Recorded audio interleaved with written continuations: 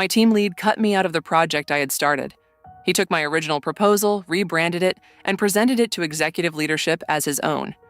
What he did not know, or forgot, was that the legal department kept a copy of every formal pre-project submission the company had ever received. I worked as a product manager at a mid-sized software company. I had been there for 4 years when I put together a proposal for a new internal tool that would automate a function our operations team had been doing manually for over a decade. The proposal took me 4 months of off-hours work. I interviewed 20 people across 3 departments. I built financial models. I wrote a 40-page specification. I submitted it to our internal proposals database on a Thursday in August. 3 weeks later, my team lead, a man named Victor, asked me to send him all my notes on the proposal. He said he wanted to help me think through it. I sent him everything, including the proposal itself, my financial models, and the raw interviews. Over the next 2 months, Victor stopped putting me on calls related to the project. He stopped inviting me to the strategy sessions. When I asked about it, he said the project had been paused and was not a priority right now. The project had not been paused. It had been renamed. I found out through a colleague in finance who mentioned at lunch that she had been briefed on Victor's new automation initiative, which happened to solve the exact problem I had written about. The colleague said Victor had given a presentation to the executive committee the week before. The committee had approved funding. I asked my colleague, as casually as I could, whether she remembered any of the specific numbers Victor had cited. She did. She quoted them back to me. They were, to the decimal point, the numbers from my financial models. I did not confront Victor.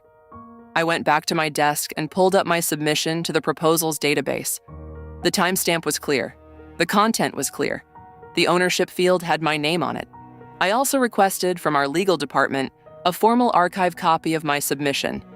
Our legal team, as part of an intellectual property retention policy, kept copies of every formal pre-project submission for 7 years. I had never used this archive before. I knew about it only because I had sat in on a compliance training a year earlier. The legal archive returned a stamped, notarized copy of my proposal, with the original submission date, the original metadata, and a chain of custody record showing that the file had not been modified since submission. I did not escalate immediately. I first booked a 15-minute meeting with the head of legal, a woman named Jane, whom I had met a few times professionally. I explained the situation neutrally. I gave her the 2 documents, my original submission with its archive certification, and the publicly circulated description of Victor's initiative with the funding approval. I asked her to advise me on the correct process for raising a concern. Jane read both documents.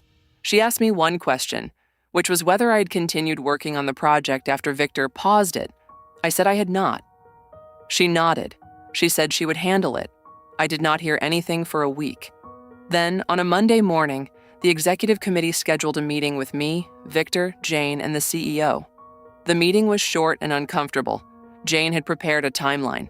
She presented the timeline without commentary. My submission on the left, Victor's presentation on the right, the dates, the financials, the interview quotes side by side.